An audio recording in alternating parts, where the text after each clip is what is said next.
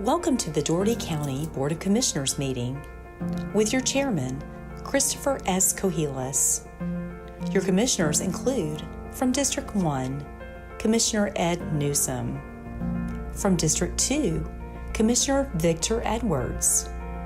From District 3, Commissioner Clinton Johnson. From District 4, Commissioner Russell Gray. From District 5, Commissioner Gloria Gaines. And from District 6, Commissioner Anthony Jones. Also joining us is your County Administrator, Michael McCoy, Assistant County Administrator, Scott Addison, County Clerk, Joanne Ware, and County Attorney, Spencer Lee. Thank you for joining your Dougherty County Commission meeting.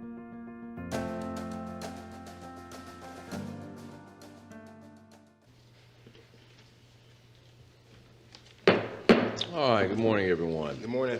Good morning. Okay, and call to order the Dougherty County Work Session for June 14th, 2021. A note for the record that all commissioners are present.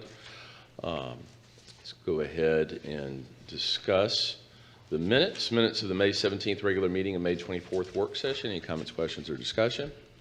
There being none, let's move on to the public hearing on the proposed fiscal year 2021 and 2022 budget. Madam Clerk has presented me with the sign-in sheet indicating that no one signed up and wished to be heard on the budget. I will sound for anyone that wishes to be heard at this time that may not have signed up. And now would be the time to come forward and speak. All right, we'll move on. Delegations. This is where the Commission will hear comments to those items pertaining to Dougherty County for which a public hearing has not been held or scheduled. I ask everyone to be brief to the point, consider of time for others. All right, and in light of the fact we have multiple delegations, we'll have a time limit of 10 minutes for each delegation. First is EDC President Jana Dyke with the Albany-Dougherty Economic Development Commission, present to update the Commission with a quarterly report. Good morning, Ms. Dyke. I'm looking for her, I just don't see her. Oh, there she is. Good morning, Ms. Dyke. How are you? Good morning. How are you? Good. And I understand you've got a friend with you here today. Good morning. Yes, sir. How are you? Thank you. This morning I have with me Miss Shannon Smith, and we're going to give an update of what we have been working on as the EDC, but wanted each of you the opportunity to meet Miss Smith, and she's come into our office about 3 months ago. We're excited to have her with us. She's almost able to read my mind, which my husband says is not an easy feat. So again, just wanted each of you as commissioners to meet Ms. Smith. Know that she is here as an additional resource should you need anything from the EDC and PDA, and we just wanted to publicly welcome her and tell her that we're glad to have her on board. She's got a hurt foot, so I will let her sit down now, but I did, again, just wanted each of you to have the opportunity to see her personally so that when you're interacting, you would know who you're talking to. Very good. Welcome, Ms. Smith. Welcome. Yeah. Thank you. Thank you, Mr. Chairman and Commissioners. Now I'll provide you with an update of what we have been working with at the EDC. As I stand before you today, I can see on the horizon my 6-month mark coming up at the end of this month. Some days it seems like it's been 4 years, and some days it seems like it was yesterday. So we're excited to see what has transpired during those 6 months and also kind of look forward to the future, and that's what today is about. During my interview, it was clear that as a community, we were thankful for what the work has gone in the past for economic development, but we were also looking to be more proactive than reactive. We wanted to know what could take us to the next level. And in order to accomplish that, I needed to get in and see where we are, what we were doing, how we were doing things, what was working, what wasn't working, and what areas we needed to focus on. As a result of that, we've had stakeholder meetings, which I told you about at our last update. We've also been interacting with our existing businesses and industries. We've been talking to individuals in the community, maybe some that would not be your anticipated stakeholders, if you will, and trying to determine what our trajectory was going to be as we continue to move forward. Since coming on board, we've had some staff changes. While it's not desired, it's always a positive at the end as well, because we are able to secure great employees like Ms. Shannon, who's come on board. We've also been working on policies and procedures. We needed to update what we had in our office. We needed to have a good standing of where we were before we could know where we were going. We've created succession plans for each position in the office. This was important because when we had the changeover in our staff, we lost a lot of historical information. So we needed to make sure that anyone could come in and pick up what we were doing at any time and know where we are with everything. We've implemented filing systems that would also coincide with this so that it would be easier for us to reference documents and serve as a resource for the community. We've engaged a new website company. You will see soon, in 8 weeks, a new website that will launch. It is still the Choose Albany domain name. However, you will no longer see broken links or outdated information. Those days are gone. We'll have access to update the information in our office immediately. We are working with many community partners to include some of our industries so that we can ensure that our website serves as a resource for those that are in this community as well as those that are looking at coming to the community as well. On this website, you'll see different areas. You'll see larger business areas. You'll see small business areas. You'll see minority business areas. You'll see all different kinds of links and resources. And we, as this EDC, need to serve in that capacity as the resource center for businesses in this community. It saddens me to see that there are organizations that are able to provide what we as the EDC should be providing through services. And that is what we're focusing on, is to make sure that we do serve as that resource. Just to give you a little update on some businesses, because this is what expands our tax base, right? This is what we get all excited about. This is the sexy side of economic development. So since coming on board, we've been able to keep several businesses in our community. We've secured $30 million worth of economic capital impact through keeping those businesses in town. We've created 152 new jobs. And although each of these are significant, we have some that are smaller in size than others. 2 of these are 100,000 square foot facilities. One is a brand new 100,000 square foot facility in addition to what they already have at their current location. These are big numbers. This has happened in 6 months. And had we not been out interacting with our existing businesses, we would not have been able to assist. And through assisting, really, we're just serving as that liaison oftentimes of making sure that we connect all the parties and, just serving as that resource. We want to be that point of contact. We've secured a consultant to come to town to evaluate a couple of sites and determine the highest and best use of those sites. Many of you may have talked to her or will be speaking to her soon about this, but we're looking to make sure that the sites that we're marketing, that we are doing so in the best manner that we need to moving forward. We continue to work with our existing industries. We'll be having a job fair at the end of July. And this will be a very specific job fair. We'll start off the week with some skill sets on how to create a resume. How do you interview? What do you wear to your interview? What's expected of you at a job? And then we'll wrap up that week with a job fair from industries in the community. So we're excited to be able to provide that. And we'll have it as an online platform as well as in person for those that are not comfortable yet going in person. We have been meeting with different industries that are looking at coming to the community. We celebrated Victoria Fields as the Rockstar Business of the Year from the Georgia Department of Economic Development. And next week, I'll be going to meet with some of our supply chains that are supporting our existing industries to talk to them about our community and share sites that we have available at a conference in Dallas. We have worked with 3 locations for retail developments. One in East Albany, one in South Albany, and one in Northwest Albany. In order to continue that, we will need more staff and more money, just as you've heard from many other people who've come before you.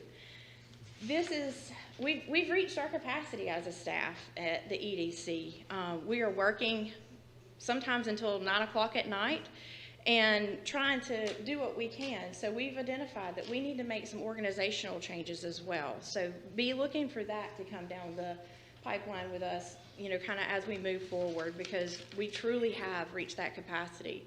We are working with the 4C Academy to secure an intern to come and work with us. That intern will be coming to volunteer and work with us. So we're excited to have them coming on board as well. And they'll be helping to gather data that we need so that we can create collateral to share with other businesses that are looking at either expanding in or locating in our community.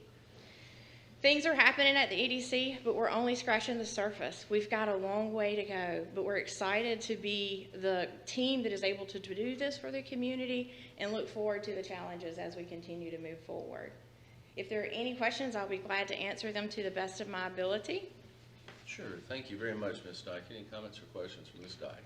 Mr. Dyke, Commissioner Jones. Yeah, Commissioner Jones? I just want to thank you for the work that you are doing. I just want to thank you for where you're starting from and recognizing what the needs are for this community. I see you've hit the ground running, and that's a great thing.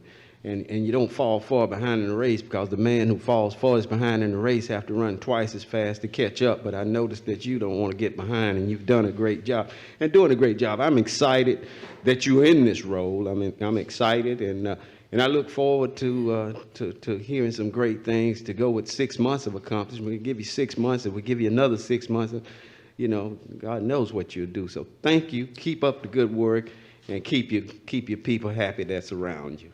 Mr. Chair.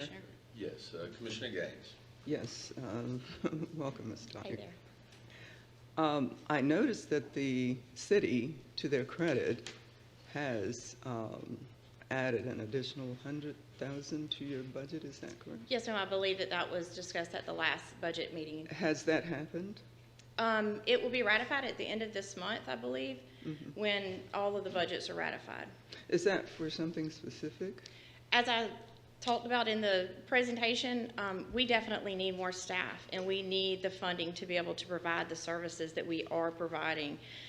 If you will remember, the EDC is funded by 3 different entities. You've got the city, county, and the business community. Unfortunately, for several years, the business community has not been able to provide the funding that was allocated for us on our budget line item. And as a result of that, we have not been able to provide the services that we've needed to. So that is the reason that the city has evaluated doing that. Thanks for the clarification. Yes, ma'am. Thank you. But just one point to add, and I think from my perspective, restructuring your funding allows you to stabilize your infrastructure because of known budgets versus the variability that could prevent you from putting the right resources in the right place that have short and long-term effect. Is that Correct. a fair statement there? Correct. Okay. And we look to still engage the business community, bring that in-house instead of working in tandem with other partners, so that we can ensure that the business community is having some quantifiable, like they understand what their return on the investment is that they're getting, and that we're sharing with those investors information. Understood. Any other comments? I have a question. Ms. Dyke, how many people on the staff now? We have 3. 3. If you include my husband and children that have to volunteer, there's more, but those are the paid staff. I know one thing that was very important to this commission with the EDC was development of commercial and retail development that is important to grow our tax base. And so, Commissioner Gaines, to my knowledge, we're going to also be adding $100,000 to their budget as well. So that amount of money that the city, that the business community was giving, Is it in the proposed budget? it'll be in the finance committee, and then we'll bring it back to you. Mr. McCoy sent a message to us earlier, I think. Yeah, I referred that to the finance, that request to the finance committee, and I think that y'all will be deliberating on that today and making a recommendation back to the commission. So we'll be adding $100,000 to the budget as well. Okay, so that brings we were already doing 250. So now it'd be 350 and 350. 350. Only 2 entities, 6 board seats. Is the chamber giving any money at all? So it's the foundation, it's a business community. The chamber serves as the conduit of collections for that, so it's not the chamber per se. But yes, ma'am, they have been contributing. Unfortunately, they have come in under budget the last several years. COVID really was the year that just really kind of solidified that we needed to evaluate our funding. And so as a result of that, the business community has requested that the additional funding be provided by the city and the county. And then again, we will continue to work with the investors in the business community in-house. We just will not be so reliant on that and not knowing exactly where our budget will fall. Commissioner, could you please see that we get a copy of their budget? Yes, ma'am. Yes, ma'am. Okay. It'll go through an entire process of reorganization, a new charter. We'll Sure. all have to vote on everything. But yes, ma'am, we'll get it to you. When it's appropriate? Yes, ma'am. Thank you. Yes, ma'am, definitely. But to that end, we are focusing on commercial retail development, Yes, sir. going after those opportunities. Yes, sir, we sure are. Again, unfortunately, we are somewhat limited on our resources. A community our size, it would behoove us to partner with a consultant that can assist us with that specializes in retail development so that we can have the needed information and data, as well as making sure that we have representation at all of the conferences that we need to be at. There are several commercial real estate conferences that we need to be participating in that we're just truly not able to at this point in time. And again, we're kind of just maxed out where we are with staff. And so we are working to get information on how we can establish those relationships, or if we add someone in-house, as well as, you know, other partnerships as well. But we just really need to evaluate that portion of our plan of work for sure. Go on. Go ahead. Mr. Gaines? Just curious if you've identified any quantifiable goals. Oh, yes, ma'am, most definitely. And the EDC board will be meeting in the next couple of weeks to discuss a plan moving forward as well. But I'll be glad to share with you what we've been working towards. During my first presentation to the commission, we identified several areas that we needed to focus on in those goals. And fortunately, we've been able to check off all of those goals. And they thus are far. Quantifiable? Ma'am? Quantifiable? Yes, ma'am. The additional, the update on the $30 million, the additional 100,000 square foot building, that person was already in the community? Yes, sir. And they expanded their business? Yes, sir. They were looking at our community and relocating to another community. I began conversations with them my first week here. We were able to keep them in Dougherty County, and they've since started adding a 100,000 square foot facility to their additional space that they have. So we were able to keep those jobs that were already here as well. All right. Are we advertising like in East Albany with that Love's Superstores going in at the additional land around it? Yes, sir, we are.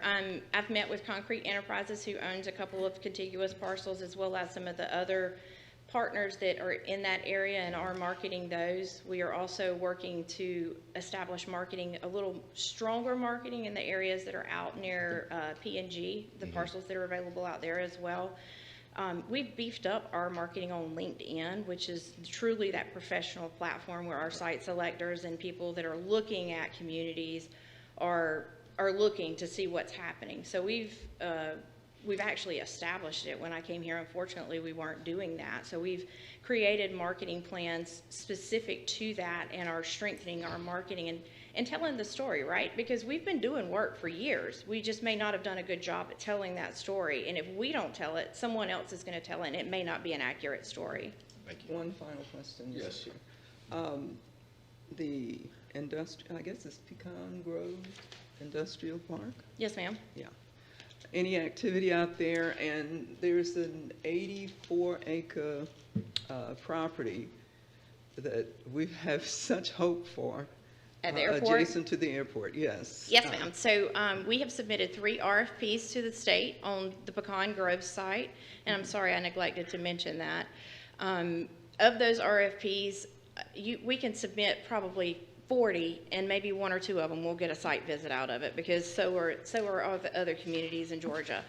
So we have continued to share that information with both the Department of Economic Development and our utility partners to ensure that they know that that site's available. We also have updated the information on our website where we have properties available.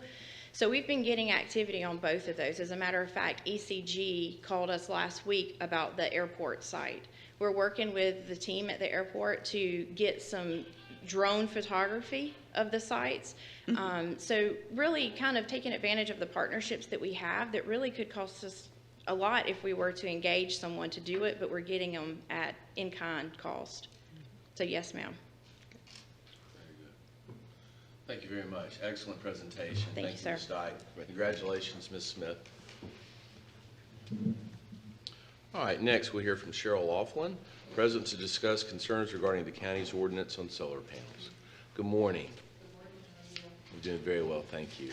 Well, thank you for entertaining me with this request or a concern. Recently, we decided to add a solar system as an energy supplement to our home.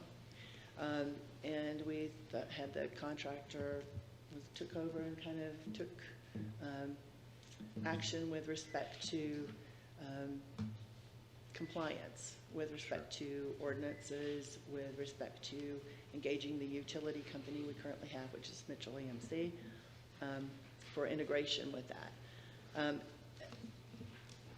I'm sorry, I'm a little nervous here. You're doing great. But it was drawn to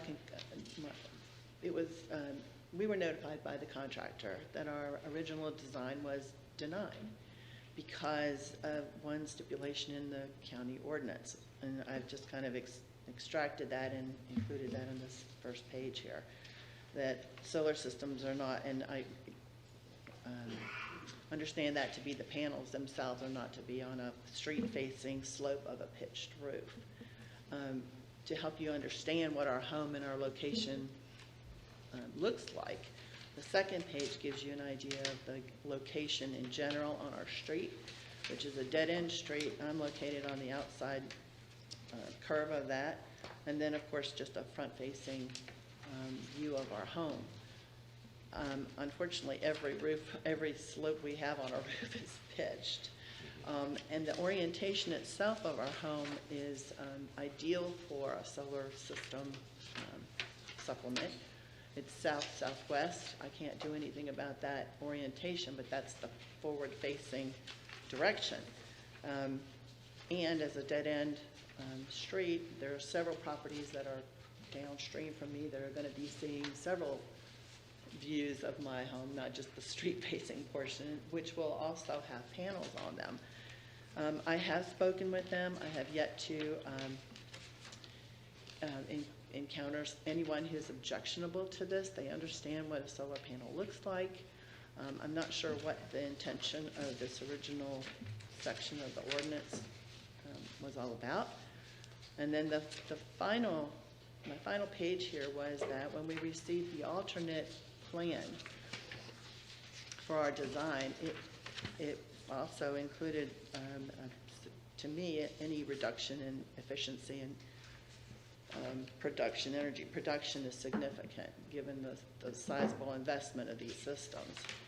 But if the left one was our original plan, the right one is the alternate, and you can see on just the design there that the panels have been removed from the forward-facing roof section. So I did speak with Mr. Forgy of Planning and Development, and he encouraged me to approach you all to just seek relief from this requirement. Understandable. Just a quick question. Yes, sir. Go ahead, Mr. Nixon. On the one I'm looking at on the right, is that where that circle is right there? Yes, sir. Are you going to put it on the ground there? It's hard to understand. No, the circle is the just that orientation. It's north, south, east, west orientation of the home in general. I got a question too. Sure, Commissioner So, Ms. Laughlin, good morning. Good morning. The picture on the left, you're able to get 14,000 kilowatts savings Yes. per year with those. That's what they're projecting. How many panels is that right at the front of the house? We have contracted for a total of 34. 34. And then the picture on the left, they've taken the 34 off the front. That's right. And it drops you down. Well, the 34 is spread over. You can't have more than X amount on a certain roof, given the dimensions. They're actually mounted to the joists underneath the roof, Sure. so it's a Highly technical. stable, very stable environment. But so limited that way, but of course that forward-facing panel there is the most expansive section we have. And you lose $2,000 Yes. worth of kilowatts worth Well, of 200 savings. something, yes. Yes, 2,000, over 2,000. Yeah. Okay. I don't know what that is because I'm looking forward to this system, but any loss to me is substantial. I prefer not to have that happen. Mr. Chairman, Mr. Jones? yeah, a good question for you. You think we'll be able to help her? I mean, based on Mr. Ford, you asked her to come before us, so sound like the bus stops here. Do we need to hear from Mr. Forges to see what we can do? I'm sure, I don't mean to get ahead of you there. No, but I just want to make sure that if we got I think you some. read my mind. Oh, I'm sorry. No, you don't apologize at all. Yeah. But Mr. Forey, could you weigh in for a second here? I'd like to hear from you. I'm sorry, I didn't know I'd he was like, here. He did tell me he was going to be here. sure. In particular, Mr. Forey, I know we, Copy of this one? Oh, okay. I know that we visited the issue of solar panels when we were trying to, our goal was to encourage some economic development and some opportunities for our citizens. My sort of 10,000 foot view question is, did we end up making things too restrictive, or is there some sort of variance, or what are your thoughts on this first? Let me just ask that question. Well, I guess there's a little history. When this ordinance was initially adopted, it was adopted with that provision for aesthetic reasons, to prevent solar panels from being extremely visible from the road. It was thought of as being unaesthetic. That was put in by the city, and the city and county adopted the same ordinance. Subsequently, the city has changed their ordinance, and it now allows solar panels to be on the street-facing view. And in my opinion, it's unfair, because it's unfair that you prohibit them, because depending on which side of the street you're on, you have access to solar or not, because the south-facing side of the house has the best solar collection. And if you're on the south side or north side of the street with a south-facing... We'll be affecting property values for homes that face the east. So, I think, just like solar, or like cell towers were ugly when they first started coming out and everyone hated them. Views have changed. You want a cell tower close to you so you get good reception. So I think it's something that initially was not very aesthetically pleasing, but now we don't even see them. Let me cut to the chase real fast.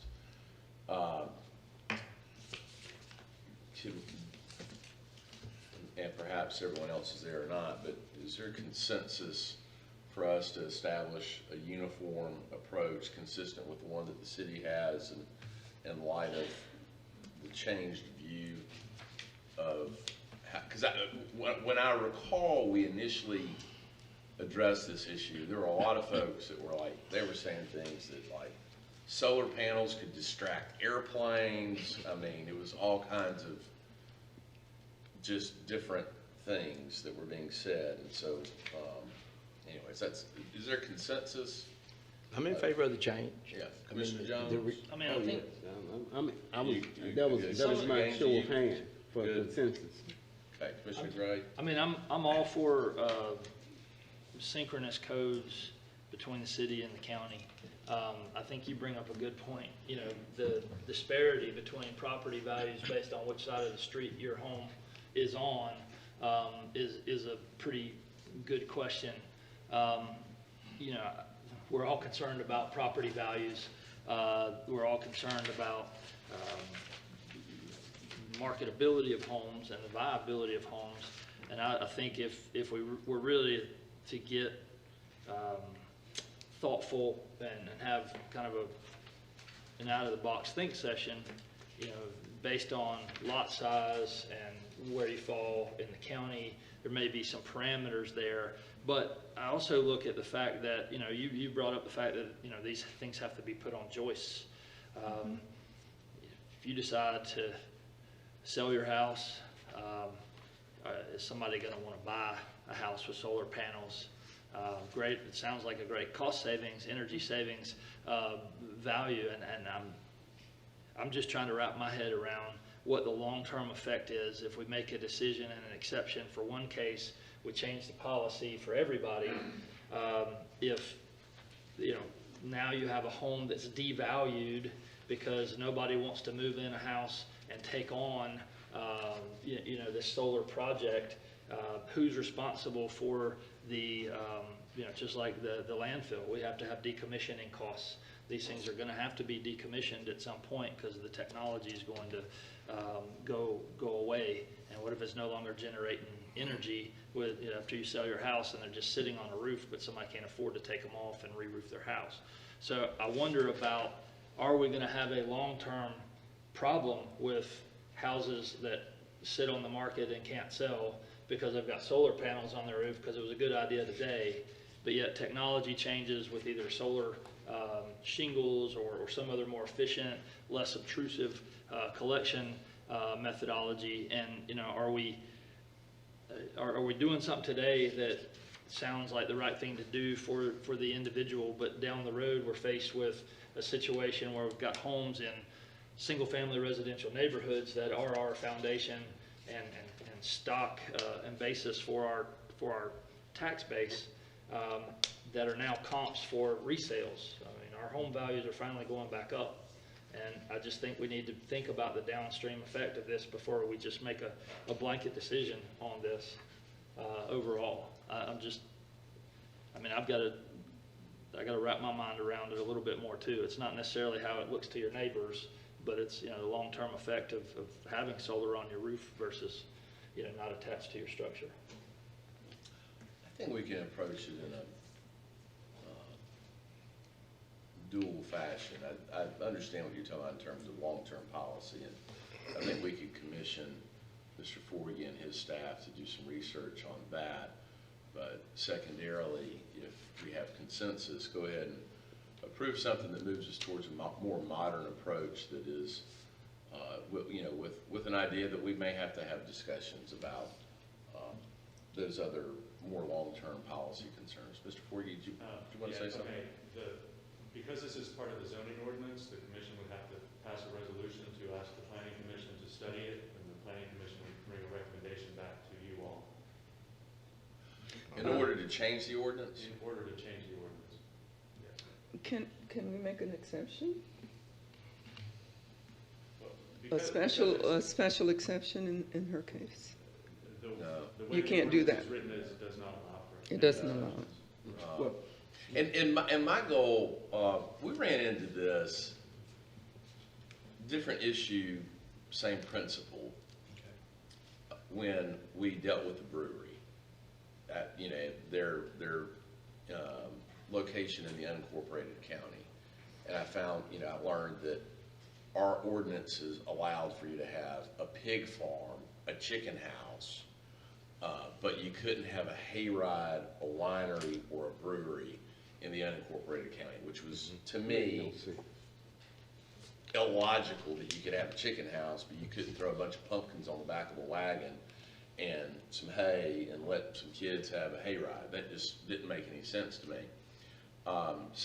This happens, especially with technology, our views on there's an intersection between reality and legislation, and a lot of times reality moves a lot faster than legislation does, and unfortunately we are in sort of a reactive place. But my goal wouldn't be, I think that Ms. Laughlin is an example of a citizen that's obviously very forward-thinking, and we want more citizens like that in our community because that drives down energy costs, increases the value of property.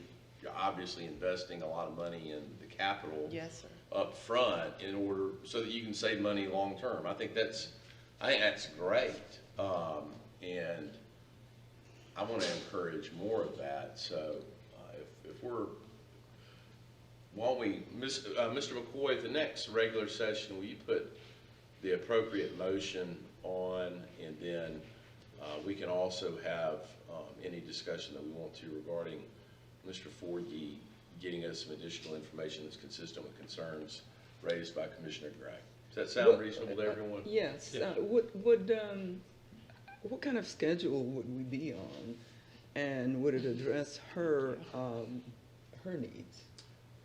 In order to meet, I currently don't have a schedule right now. The batteries are on back order, but they are interested in going ahead with panel installation, but this is preventing that. Yeah. What kind of schedule could we be on? How long would it take to achieve this change, if the change occurs? The Planning Commission could take it up at the first meeting after you all pass a resolution, except our next meeting is July, the first week of July, but we couldn't take it up then because we wouldn't have enough time to advertise. So we could definitely take it up the first week of August. You all could, if you choose, you could approve it in August at your regular session meeting. So it could be done in August. Thank you. that work? It will work. I mean, and that's when you expect your final decision? I think we probably could do it right Okay. now if we had an appropriate resolution typed up. I think what you're seeing is that there's political will, Sure. but there's plenty of political will. An We've just got a lot of red administrative tape. process. So, Exactly. that's right. Exactly. This is why light bulbs cost $50 in government buildings, you know, because you have to go through a process, so. Well, I appreciate your time. Absolutely, and thank you, great presentation, thank you for bringing this issue before us. Thank you. Thank you. Thank you. All right. Next, representatives from Conceedco, Inc. and Afram Tech, Inc., present to discuss the lack of diversity, inclusion, or fair opportunities in procurement processes and needed opportunities for local small minority disenfranchised firms.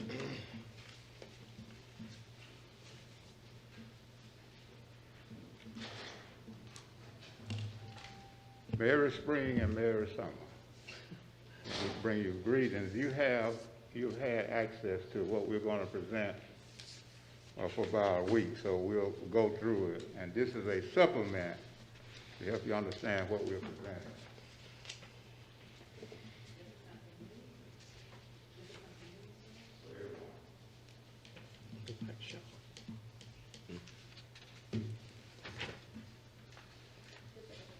Ready for the files? It's supposed to be on the screen, and the supplement is coming back.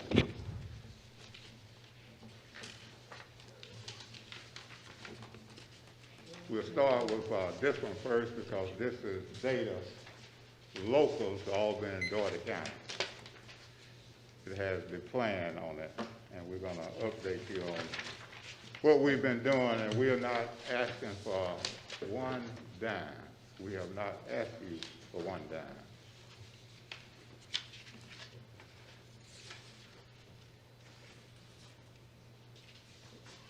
What, they're not ready?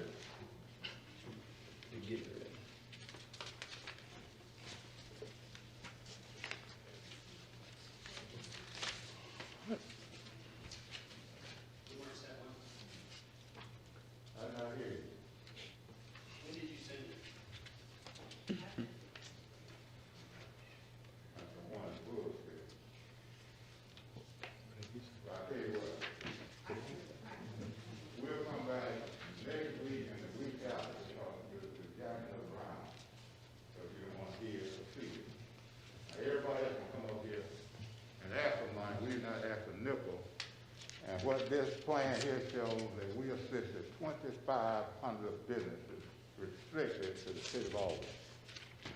And we sent it. Don't worry, Mr. Wright, I'm sending it. Well, we'll come back the next 2 weeks and bring it. And one other thing, we've done a forensic audit on what your budget presented. It is important for you to know and understand we asked for a minority business reopening be included in the budget. The budget increased by 3%, a little less than $3 million, and you already talking about giving the EDC money. And since you do not know it, the EDC has been in existence 36 years and only had 4 African-American employees out of 36 years. 2/3 of that time, they was under the Chamber of Commerce. So we've done a forensic audit on your budget, and 2 things, there are several things wrong, but one thing we will point out to you. The legal department has $600,000 in it. And if you had this handout, you looking at it, you see, we've been working for the Atlanta Federal Reserve Bank, the third largest bank in the world, since President Obama augmented the appointment. I mean, we work for the Atlanta Federal Reserve Bank. It has $350 billion in assets and has more tentacles in the United States than any other Federal Reserve Bank in the country. And this document has the data. There are 20 pages in here that show we assisted 2,500 small businesses to get loans of $20,000, which meant that their income and growth was $100,000, because that's the formula the SBA used. And then, well, we'll come back and we've done a forensic audit. What you're doing violates the 1964 Civil Rights Act. And the way you appoint chairs to these subcommittees and the way you do not allow public vetting. Now, we sent you a letter requesting all of that. So how can you justify paying somebody to come down here from Atlanta to help you on a budget, and here we are advising the Board of Governors of the Atlanta Federal Reserve Bank $350 billion, and I've been working for them since President Obama took office. All that information is in there. You have a graphic that shows where the Atlanta Federal Reserve Bank stretches. So we're going to bring that forensic audit on your budget, because something is wrong if you can give the EDC money and then we ask for what to be. Mr. Wright. Mr. Wright, I think we're ready to play, Mr. Wright. I think Going back. it's up. Well, you took me around too much.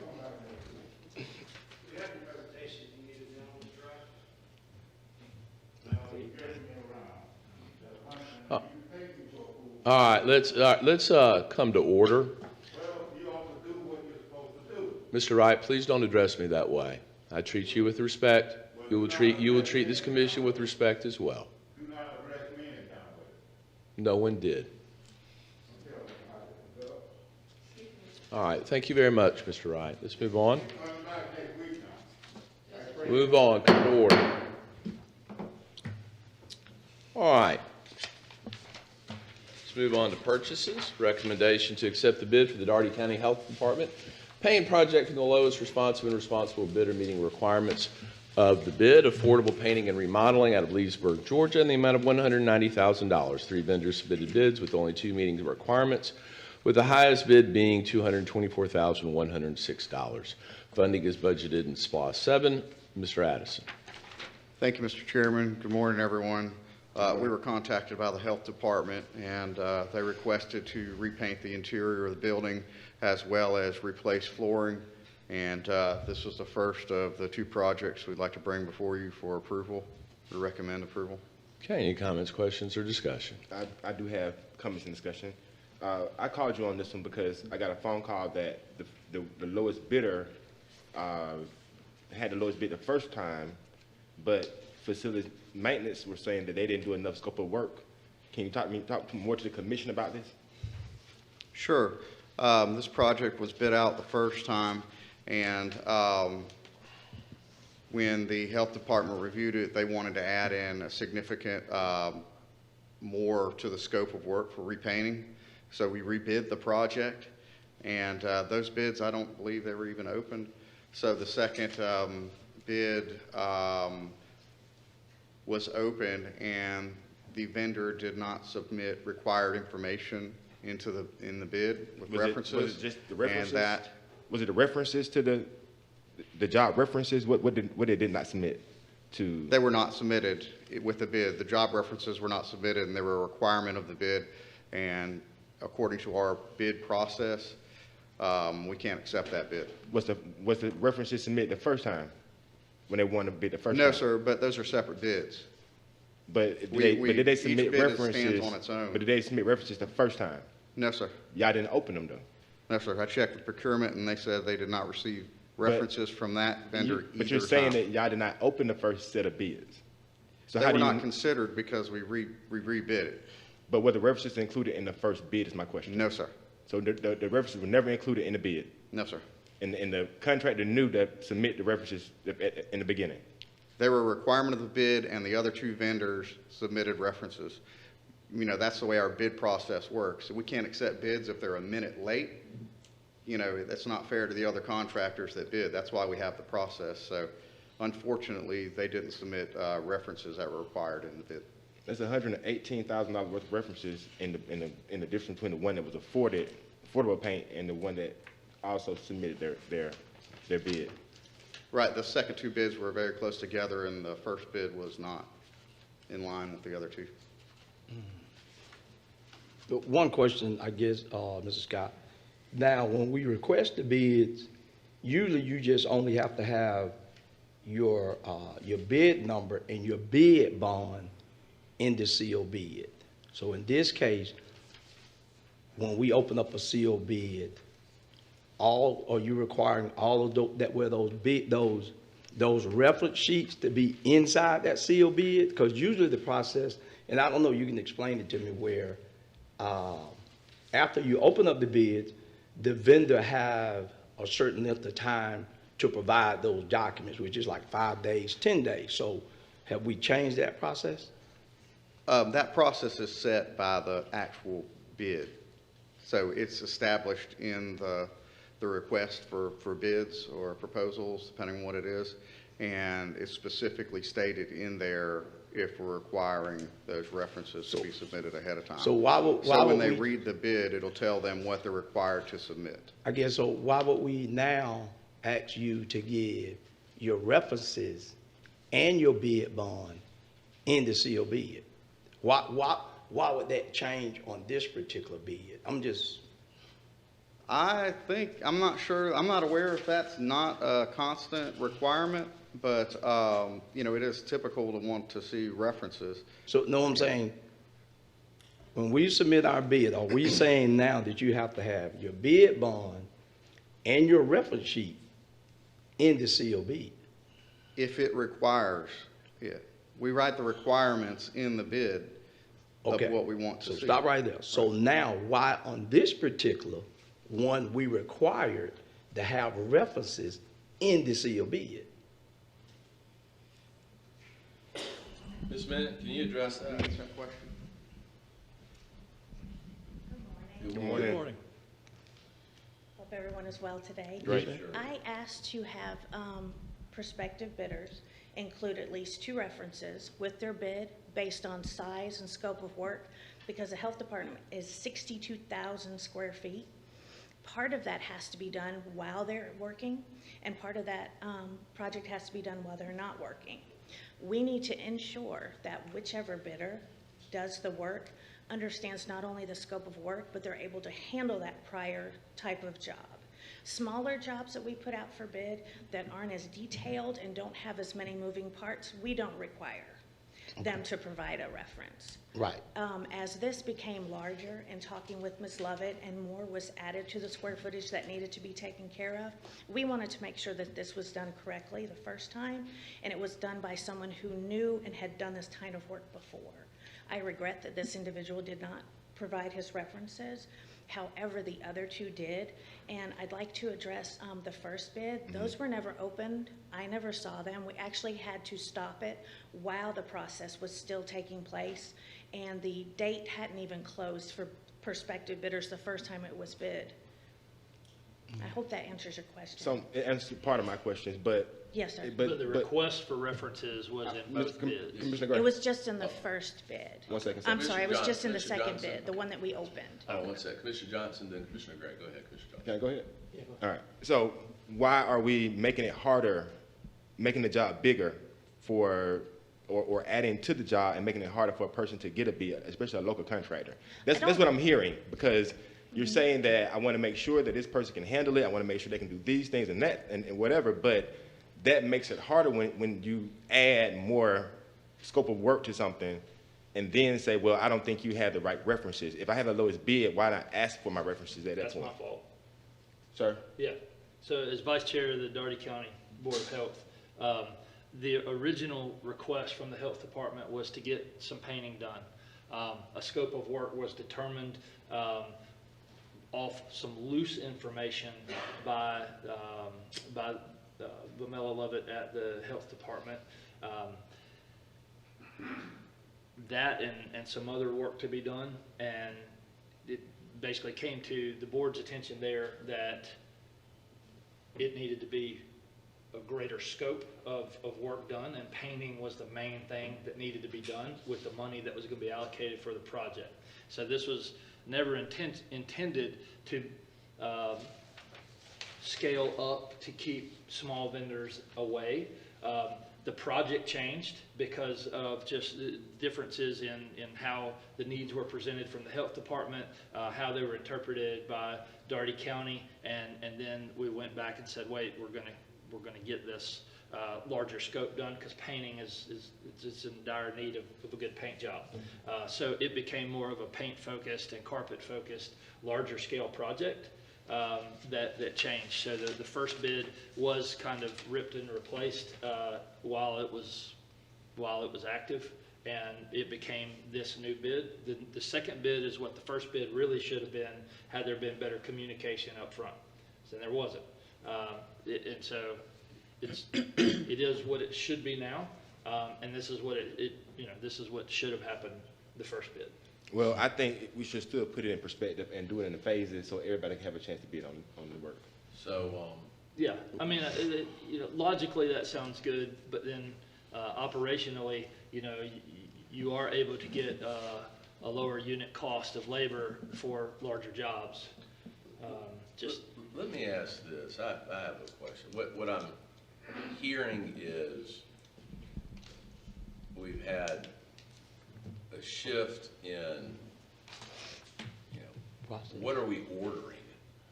You ordering an appetizer, you ordering the whole meal. And so we've opted, and what I'm also hearing is staff is reacting to the needs that are being put out by the health department through its board. So operationally, you have folks at the Dougherty County Health Department, which we don't have any operational control over. They then report to the health board that we appoint, and then it comes into staff at the county, facilities management, which is a service we provide, and then the view of the health board changed, or perhaps that's to lay at the feet of. And I think the funding changed as well. What changed about the funding? There was more funding available for health department from some SPLOST, if I'm correct. Mr. Chairman. It's kind of like, so I go to the restaurant, I realize I have $10 as opposed to $5, so I'm gonna order off a different menu. I understand where the questions are coming from too. Ms. Minnick, I would like, have you made an assessment of the needs? I understand, so let me be very precise in my question. We have an assessment from the health department, which is communicated to us through the board. That appears to have been a moving target, okay? Have you independently reviewed on behalf of the county what the work, the need for the work? Have you independently formed an opinion? Yes. Okay. When this was brought to my attention from Mr. McCoy through Commissioner Gray, myself and the building superintendent actually did a site visit to look at the entire interior. And most of it is the original paint from when it was built in '94. There are several different colors in different areas. There's also wallpaper in some areas. There's a lot of areas that we have to do some repairs to the walls. The building was built with a specific footprint. Some of those areas are utilized differently. There's different furnishings in place. So yes, sir, we looked at everything and it needs to be painted completely inside. Okay. Let me ask a separate question. Is there, and I get it, I understand the arguments on both sides.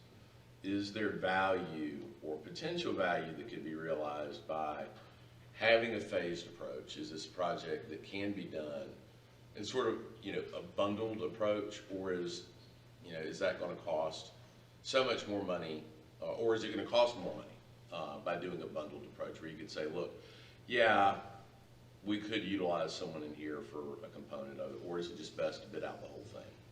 In my experience, it's best to bid out the whole thing for a couple of reasons, and another too is you have your life cycle. I know exactly. Sure. This was repainted in 2021 Like a for roof. the entire interior. Okay. You usually get a lower cost too. All right, let me ask a different question. Is it that the gentleman who was the low, have we done business with the gentleman that was the low bidder before? No, sir. Okay. Is that an established company? And not at all, I'm just asking. I don't know. Okay. Do we know whether or not this gentleman is a new business and was incapable of producing references, or that perhaps he did not understand the bid process and failed to submit references which he could have attained? Do we know the answer to that question? I do not. I can't answer for him though, so I Okay. don't know. Understood. Secondarily,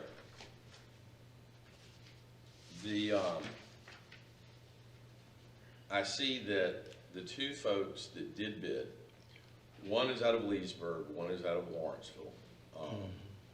And then we had the gentleman that is out of Albany. And there's a $120,000 difference, or $118,000 difference between him and the person that's out of Leesburg. The person out of Leesburg versus the person out of Lawrenceville is a $34,000 difference, with the person out of Leesburg being lower. Perhaps one could attribute that to the increased cost and expense of having to travel from Lawrenceville. I don't know the answer to that, but those two bids seemingly are somewhat consistent. Was there any, take the issue of recommendations out of the equation. Sometimes in my experience, just sitting here on this commission, there have been times when you see folks that submit a bid that's really, really, really low, and you wonder, how's that going to work? And what I'm asking you is, given the square foot, like painting is not, it ain't that hard to bid. And you got labor, you got material, you got ladders, you got paintbrushes. Like, it's a pretty easy thing to bid in terms of square footage, et cetera. Given your profession, your work in facilities management, is there some sort of handy dandy formula that you utilize in terms of assessing where you're going to be in terms of potential cost and expense that would be appropriate for a project of this size, where you go, I plug in paint, I will, I don't know, semi-gloss, et cetera, et cetera, et cetera. This is the current price of paint. I would project it to be between this number and this number so that you have an idea. Do you understand what I'm asking? Mm-hmm. Okay. I do. Okay. Do you have that? We typically will look at prior bids that are similar in size and scope of work. Okay. We also looked at the fact that there's a large amount of furniture that has to be moved. Sure. That's part of the bid as well, which is why it is so high, because there's a large labor cost. And there's a lot of overtime built into that, should be built into that bid. When you put all those factors together, we're able to come up with a round fee, which mine estimate was actually about $10,000 more than the second bid, is what I believed it should cost. The problem that we're running into now, and I'm sure you're all aware of, is costs are skyrocketing very quickly. So, to be clear for the record, your projection was about $10,000 more than where the second bidder came in, which would have been $128,000 more than the low bidder, who did not submit references. And not at all, I'm just talking about from the perspective of the county and as an intellectual exercise and just job and project management. Does that give you any concern? Take the issue of references out. I like that. What I'm drilling down into is if somebody is that far off of where you're at, does that give you any sort of independent concern? It can be two sides of the coin. Sure. It could be that this individual has bid low because they would like to win a bid with us and want the opportunity to show us what they can do. Sure. Or it could be that they don't quite understand how much of this scope of work is going to be, because it's not going to be just the painting and the moving of the furniture. You've also got wallpaper that has to be removed. You've got code base that's got to be removed. You've got walls that have to be repaired. I really can't answer that for that gentleman, but what I can say is that leads me cause to concern because it is so much lower. But like I said, there's two sides to the coin. I totally understand that. We always have to approach things in a uniform and fair way, and I hear my colleagues who have raised very reasonable questions, especially given some of the hiccups that have happened in this process. But I am thankful to hear that that's, I think, a product of miscommunication between multiple entities as opposed to any sort of purposeful intent. And if I could, yes. I've also saved this gentleman's information. As we come up with other painting costs that I'm able to just procure bids for and not have to go before the commission, I will be calling on him to look at different scopes of work and see what they can offer us. Thank you. And just a quick Google search, I do see where Flint River Construction Services has bid on the Robert Cross Concrete Parkway as well. So, or the walkway, not parkway, but they were not the lowest bidder. They were the third lowest at that point. So Understood. All right. Well, very good. I think it would be good for us to. I'm sorry, Commissioner Jones. We got a file here. I mean, it's a communication file. So my thing is, we have a bidder that is expressed concern that the goalpost, he feels like the goalpost has been moved. And I don't think we need to get into a deal where we got somebody suspecting of the goalpost being moved. I just want to ask a simple question. How much trouble would it be for this thing to go back out to bid again? That's I mean, to get to level the playing field. That's what, well, now we've I'm just opened asking bids a and question. publicized them, so it kind of really skews the fairness and equity of the bidding process, because now everybody knows exactly where this guy came in and where the second bid was. I can see that too, Commissioner Gray, but then I can see where you all have to bear some of this blame yourself. I mean, you can't lay the blame at this guy's feet and then y'all go free. Well, y'all change the scope and y'all move the ball around, so you know, two wrongs don't make a right. I can understand and appreciate that. Commissioner Edwards had a comment. Yeah, just one thing. I mean, what I would like to see from now on is always do a mandatory bid conference. Even though sometimes you guys will say, not just you, just across the state of Georgia, you'll say it's not one mandatory, but when you do a mandatory bid conference, even me, I like that. I don't care how far it is, because now I get to see the whole project. And then you get to say, hey, specifically, you going over your bid package with the vendors, and you would have stated, I want the reference sheet in the sealed bid. And that's kind of what you won't even have these problems. So from now on, no matter what project it is, you should, a physical mandatory bid conference. That means and that's custom. And then I can ask you all of my questions, because now what the chairman was saying about the services, well, it don't make a difference, because you're making the guy put up a bid bond. If he don't finish the job, the bond don't pay to complete whoever new contractor. We did have a pre-bid conference. Was it mandatory? No, it's not Okay, mandatory. going back to what I'm saying. I mean, I eat and sleep it every day. A mandatory bid conference, if we can add that in our policy, where whatever project that we put out, when it comes to facility maintenance, cleaning, the whole 9 yards, take that time. Hold on. let's, Commissioner Edwards, finish Yeah, but your point. that's kind of what I would recommend. If we can start making a mandatory pre-bid conference, then every vendor have that opportunity, just like you saying, even me, I'll just say, hey, Miss Heidi, do I have to move this furniture? You just said, yeah. If I had to see, because even though I gave you a square footage, like the chairman is saying, I physically didn't know you want this color. I physically don't know how long that wallpaper was on there. When you pull that wallpaper off, it's gonna pull some sheetrock off. So now I got wall repair.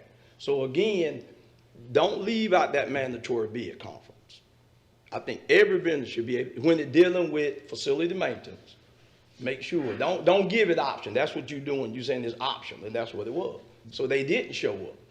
Did they or did they not show up to the conference, Ms. Minnick? I would have to find, they did show up, Okay. So they walked through, yes. So they walked through, okay. So that's even, so then, now was that question asked? See, that's like what Commissioner Jones is saying.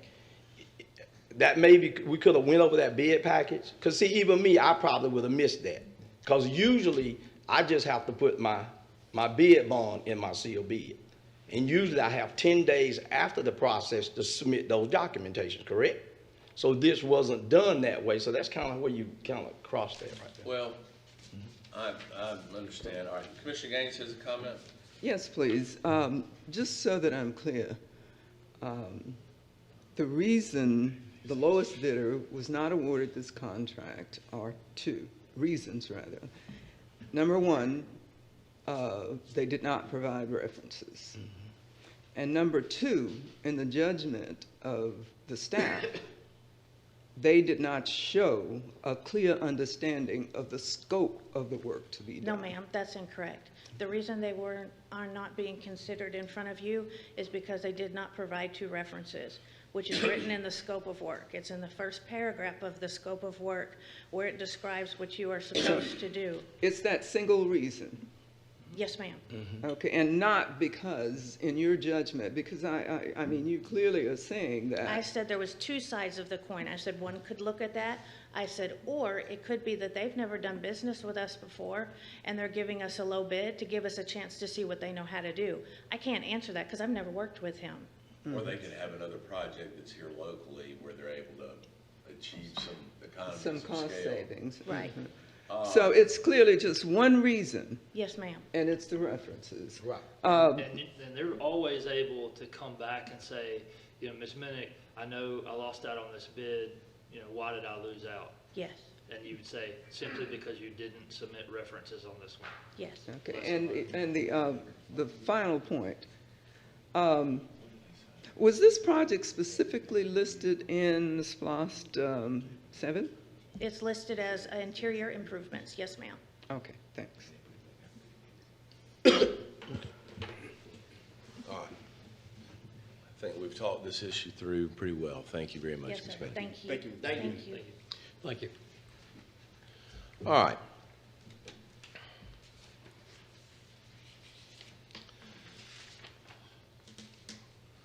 It's always the item on the agenda that you don't think is going to hang you up. I thought we had a simple paint job. Anyway. I mean, like I had some things in my mind that I thought might hang us up today, but that wasn't it. That one jumped out and got me. All right, recommendation to accept the bid to seal coat the parking lot at the jail from the lowest responsible bidder meeting specifications. The Surface Masters, Inc. out of Marietta, Georgia, in the amount of $54,875. Two vendors submitted bids, with the highest bid being $150,000. Funding is budgeted in SPLOST 7. Mr. Addison. Thank you, Mr. Chairman. This will be to coat the parking lot out at the jail with help with the longevity of the parking lot. They'll also do some repairs as well as repaint the parking lot. We recommend approval. Now, they ask for references? I'm See, not now that's sure what, don't answer it. You okay, you okay. Do they ask for references on that? So we asked for references on this one? All right, we good. Let's roll. Thank you. Very good. All right, thank you. Thank you. Any other comments, questions, or discussion on that item?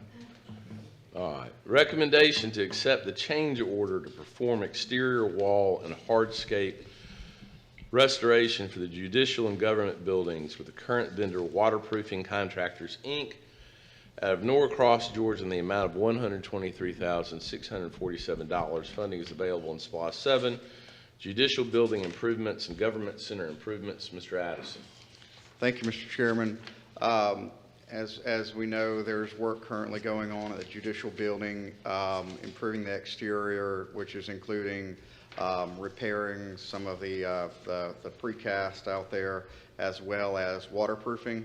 And during the course of the work, we expected to see mostly just spatial deterioration. We found some deeper cracks, so this will allow them to go back and get in and fix those structural issues that are in there, as well as on the front archways. This will provide some aesthetics improvement as well as future long-term protection.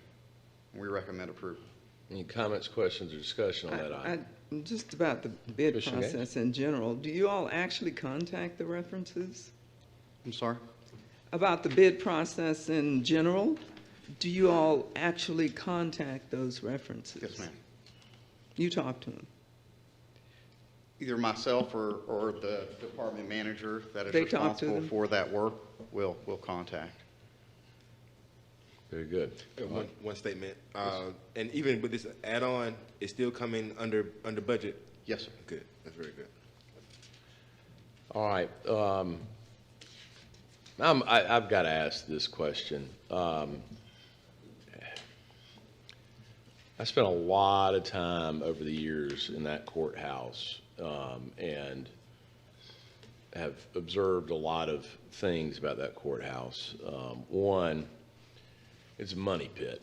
It is an absolute, it is the least energy efficient building ever. Secondarily, while it has some beautiful architecture in that building, it is in many ways, in certain areas, poorly designed for the function of serving as an inviting and welcoming courthouse for people. I am not at all disparaging any of the brilliant minds that participated. It was also, it was rehabbed from being an old jail facility. It was also where APD and the sheriff's office both co-located on the bottom floor. Anyone who's ever had the experience of going to court on a Monday in August during the dog days of summer will know how painful it is to go there, especially on arraignment day when there's about 1 million people there and the air conditioning hasn't had time to catch up, and let's just say it gets smelly in that courthouse. I recognize that we're going to be coming up on SPLOST 8 at some point. And we have spent a heck of a lot of money fixing elevators, rehabbing. I'm just wondering, and I'm curious if staff, as it goes through its project list for identifying buildings and projects that need help, assistance, etc., if the courthouse is on that list, because from the outside looking in, as a community, we have identified that Albany Police Department needed a law enforcement center. We built them, citizens built them a law enforcement center with SPLOST dollars. We needed a new health department building. We built a health department building. We've built libraries, we've reopened libraries, but by golly, the one place that people go to for justice in this community has been band-aided over and over again. And there's some beautiful courtrooms, and I'm not picking at anyone, but I just got to think that it may be time to consider, breaking out a wrecking ball, knocking that thing down and building something in its place. That's just my thought, my observation, and if someone were to actually run the numbers on what we end up paying to the city of Albany in energy costs for that behemoth over there, and what happens when our generators go down and all that. And it's also, just so that folks also understand, it's not only that it's a courthouse, it also serves as our first emergency operations center. And that's a pretty big deal, and it's an important building. So I'm saying that, hint, hint, I'd be curious, and I want an objective, I just would be curious as to what an objective analysis would be on that. And I recognize we got lots of things that we need in our community, but that just, it strikes me. And I've watched millions of, I mean, we're just putting Band-Aids on things over there. I mean, we just keep on putting Band-Aids on it, and we're going to keep on putting Band-Aids on this thing again and again and again. That building, how old is that? Spencer, how old is that building? Same age, Spencer. Yeah. He was 12. Yeah, but I do not remember. I was not. Spencer doesn't remember how old the courthouse is. That answers your question. It's old if he don't remember. How old? 55 years. No, 1955. Okay, so that's 66 years. That's something else. Okay. All right. Thank you, Mr. Addison. Let's move on to discussion of speed display sign options for the Dougherty County Police Department. The recommended signs will be used to reduce speeding in the unincorporated area of the county. Chief Tatisha Irving will address. Good morning, Chief. Good morning. Morning. And we're looking at trying to purchase a speed trailer to help combat and prevent, will help us with traffic enforcement and other crimes. It's just a tool that we want to use. It's not meant to replace a law enforcement officer physically working traffic and being visible and doing the work. The speed trailers will be equipped with radars, license plate readers, cameras, and they have data tracking and pulling capabilities, which will help us in some other areas. There was a concern about big trucks or tractor trailers traveling on roadways that were not meant for tractor trailers. And so those speed trailers, like I said, they have a license plate reader that will actually, it reads up to 900 tags in 1 minute. So it reads those tags and it saves that data. We can go back if somebody had a complaint that there was a tractor trailer on Branch Road. Then we can go back if we had that trailer, put it on Branch Road, and it would scan all those tags. We can go back and review the tags. If it was a tractor trailer, it would give us all the information, owner, truck number, company, or what have you. And we can go back, charge the owner, or find out who's driving, and we could charge the driver. Like I said, it won't replace a law enforcement officer because we still will be out there. But there are times where calls for service is going to take preference. And so if we're working a call, we won't be able to just sit on Branch Road and watch for tractor trailers. There was some concerns at one time about a traffic light needing to be installed at Nams Road and 19. That can help. It will, like I said, it provides data and it inputs data. It can tell us, give us a count of how many vehicles pass through there, how many speeders pass through there, the minimum speeds, maximum speeds at certain times. It will give us a percentage of speeding vehicles or any other dangerous events that took place. We can go back and pull that data off of that trailer to see if there's actually a problem and what times the problems are going on and when we need to put an officer in that area. They are equipped with, they're connected to the GCIC, NCIC network, which will give us hits on hot vehicles if that vehicle owner is wanted, if that vehicle is stolen, if that vehicle has suspended registration or no insurance, if the driver or owner has a suspended license. It also connects to our database where if the owner or the driver is known to participate in gang activity, we can pull all of that data from that trailer. And like I said, it helps with other crimes. If there was a burglary and that trailer was in the area, we can go back and pull all those tags from vehicles. And if somebody gave us a description of a black Honda, we can pull those tags and find the black Hondas, or if it was 4 black Hondas, we can pull it, find out which Hondas, and go in and investigate. There's a camera attached to it, and so if it's a hit on a vehicle, then that camera is going to record. It's going to take pictures, and it provides us with real-time information, GPS locations, and everything else needed to assist with solving those type of crimes. So it can assist with not only traffic, but other investigations as well. And as I mentioned before, we're not trying to replace putting the officer physically out there working, running traffic, solving crimes, but it's a tool that we can use to assist with crimes. All right. Any comments, questions, discussion? Commissioner Johnson.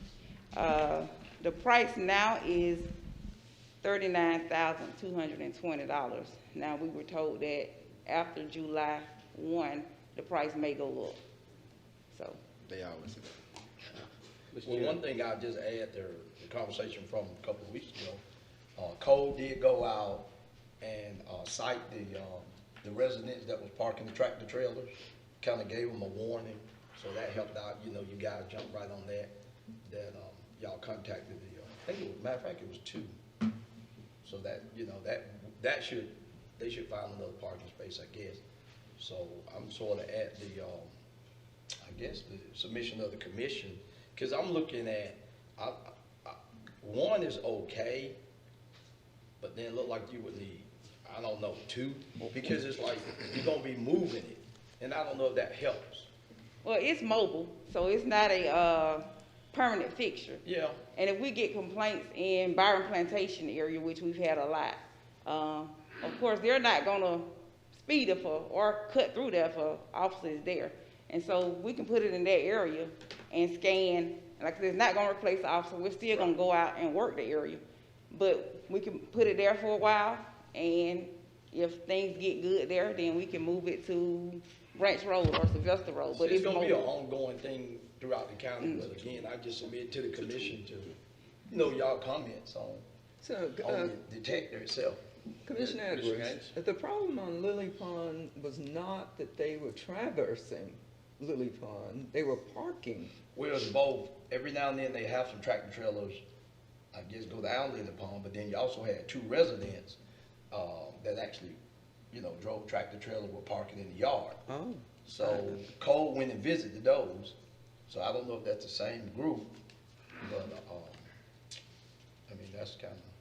I think either way, you start with 1, I don't think, you know, we see value in it. We kind of find a need to see if 2 would be better. Well, I know Mr. Commissioner Newsom was saying a certain area that he had some challenges in, so.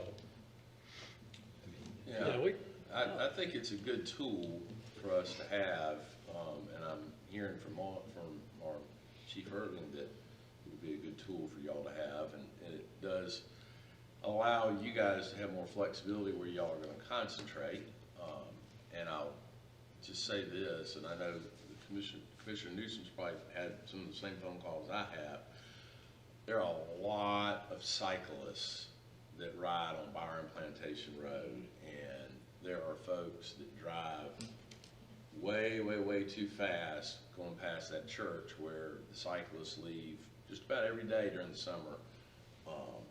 And that's a useful, helpful tool. So, Commissioner Jones, did you have something? I was just thinking, at one time we had a heat car, and they warm you up, the heat car. I'm looking at these trailers here, and I just would like to see if we can look in that special service budget. We're gonna be amending budgets after lunch anyway. and see if we can't put a man in a car. Because you got data in this thing, somebody's got to take time, pull this data out. And it's my understanding that the police is already shorthand, so now you got to find a man to pull this data. I'd like to see a man in a car with a radar gun and doing what he needs to do. And when we knew those heat cars, and I'm a little heavy-footed myself, but I always would, when I get in unincorporated areas, I'd always be aware that the heat cars will warm you up, and you're not going to be able to substitute for a man in a car with a radar gun. And I think that we need to look in terms of, see, you have to pay for services. I mean, if you give good quality service, you got to pay for it. And I think that a man in a car is worth more than 10 of those trailers. Because, like I said, I've seen them all the time. They go beep, beep, beep, beep, beep, beep, beep. Man, still running 100 miles out there. But that's where I am on this. I understand. And I do remember the heat car, and fortunately at that time there was a federal grant that actually supplied the funding. I understand, right. That grant did go It well, went out. unfortunately, over time, but it was a very useful tool that we had, and I think your point is duly noted. I don't know that it's mutually exclusive with us proceeding down this road as well, but I understand what you're saying. I agree with you. I'd rather have 10 men in a car than one of these, but I don't think this is a situation where you have to pick one or the other, if that makes sense. Quick question. Yes, Can you write tickets or send tickets in the mail with this machine? Yes, as long as, because it's equipped with a radar, so as long as yearly when we get our vehicle radars calibrated, we get that radar calibrated, then we can write citations. So I get a ticket on or a person my time to get mailed to wherever they live. Okay. Now go back to what Commissioner Jones was saying. Will you have the staff to withdraw that data? Well, the data is actually, it goes to a computer. It can go to each computer in the car. We can have it set up to go there, and they just hit. The hits will actually go to those MCTs also. So there was a child molester or a sexual predator in a certain area, and he came by in a vehicle. Then that hit will actually go to the officers that they passed by that speed trailer. Understood. Okay. All right, very good. Thank you very much, Chief Irvin. Thank you. All right, any additional business, Mr. McCoy, additional business? Yes, sir, Mr. Chairman. I want to remind everybody of the ribbon cutting for Pine Glen Park tomorrow at 10 a.m., District 6. All right, very good. Thank you. Mr. Lee? Nothing, Mr. Chairman. All right, Commissioner Gaines? Nothing, thank you, Mr. Chair. Commissioner Newsom? Yeah, a couple of things. I want to be the first to congratulate my colleague over here, Commissioner Edwards, for completing his certified training. So, good job. And there was one more thing, but I forgot what it was. Understood. Congratulations, Commissioner Edwards. Commissioner Edwards, it's your turn. Well, yes, you're right. So I'd like to congratulate Commissioner Newsom, because we finished together. 60 hours? 66. Yeah. So it's been a nice journey, and we appreciate your kind words, and also congratulations. All right. Well, congratulations to you both. Thank you. Commissioner Jones? Yeah, I'd like to congratulate both of them. Y'all are now full-blooded county commissioners. Very good. Commissioner Johnson? Nothing further, sir. Thank you. Commissioner Gray? Nothing, sir. All right. Thank y'all.